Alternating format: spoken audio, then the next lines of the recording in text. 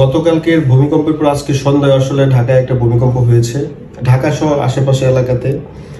আর আজকে ঘুম থেকে উঠে বা সকালের আরেকটা ভূমিকম্পের খবর আমরা পেয়েছি গতকালকে 5.5 থেকে 5.7 রিক্টার স্কেলের যে ভূমিকম্পের কথা আলোচনা হয়েছে সংবাদ মাধ্যমে। আর আজকে সকালেরটা খুব সম্ভবত 3.3, আর সন্ধ্যায় যেটা হয়েছে এটা 3.5 মাত্রা দেখতে পাচ্ছি। ওই গবেষণার আমরা আসলে ধারণা হচ্ছে যে বড় ধরনের কোনো ভূমিকম্প হওয়ার আগে এরকম ছোট ছোট কিছু কম্পন সৃষ্টি হয়। এটা হচ্ছে একটা বড় ডিজাস্টার বা বড় ভূমিকম্পের পূর্বাভাস। আমরা যারা আসলে ঢাকায় বসবাস করি, এখানে এত পরিমাণ ঘনবসতি বা আমাদের অপরিকল্পিত নগরায়ন বা রাস্তাঘাট এভাবে অপরিকল্পিতভাবে তৈরি করার কারণে আমরা ঢাকাবাসী আসলে সবসময় এইসব প্রাকৃতিক বিপর্যয়ের জন্য খুবই ঝুঁকিতে বসবাস করি। আসলে এই প্রাকৃতিক বিপর্যয়, বিশেষ করে ভূমিকম্প সহ অন্যান্য প্রাকৃতিক বিপর্যয়গুলো মোকাবেলা করার আসলে মনুষ্য কোনো শক্তি বা পূর্ব থেকে প্রস্তুতি গ্রহণ করে আসলে এটা মোকাবেলা করা কখনোই সম্ভব না, কারণ ভূমিকম্পের পূর্ব কোনো সতর্কবার্তা থাকে না। তো আসলে যেহেতু গবেষকদের ধারণা এরকম ছোট ছোট কম্পনের পরে বড় কোনো বিপর্যয় হতে পারে, এক্ষেত্রে আমাদের মনে হয় আসলে এই বিষয়গুলোর পর পারিবারিকভাবে একটা সচেতনতা সৃষ্টি করা উচিত। আমরা আসলে বড় ভূমিকম্প বা বড় প্রাকৃতিক বিপর্যয়ের একটা পূর্ব মানসিক শারীরিক প্রস্তুতি নিয়ে রাখতে পারি।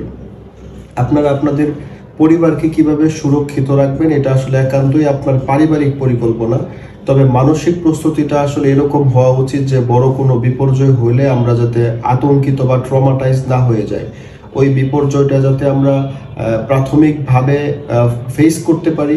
এই ফেস করার মানসিক এবং শারীরিক যে প্রস্তুতি, ওই প্রস্তুতিটাকে আসলে আমাদের বিল্ড আপ করে রাখা উচিত।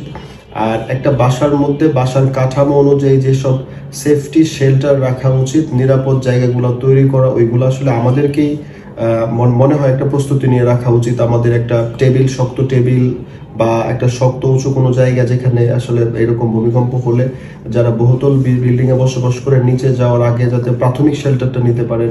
ইভেন এটা একটা বাইকের হেলমেটও হতে পারে।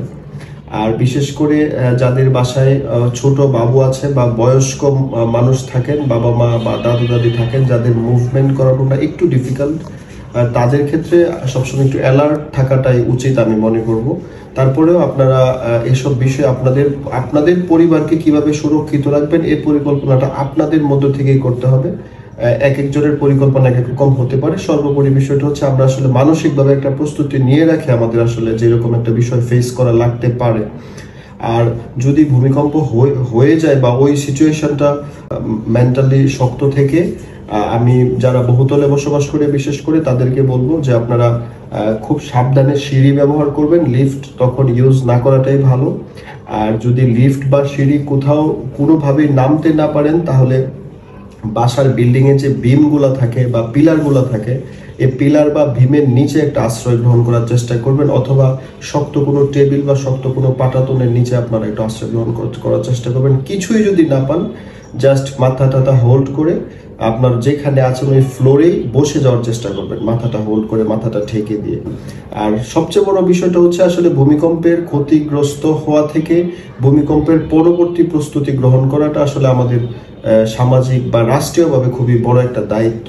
তো এই বিষয়ে অ্যাওয়ারনেসটা সামাজিকভাবে বা রাষ্ট্রীয়ভাবে আসলে মনে হয় আমাদের দেশের প্রত্যেকটা জনগণের কাছে সরকারিভাবে জিনিসটা পৌঁছানো উচিত, যে আমরা কিভাবে কি শেল্টার গ্রহণ করতে পারি বা আমাদের ভৌগোলিক কাঠামো অনুযায়ী আমরা কিভাবে অগ্রগতি গ্রহণ করতে পারি। সবাই সবার পরিবার নিয়ে ভালো থাকুন, সুস্থ থাকুন। আল্লাহ হাফিজ।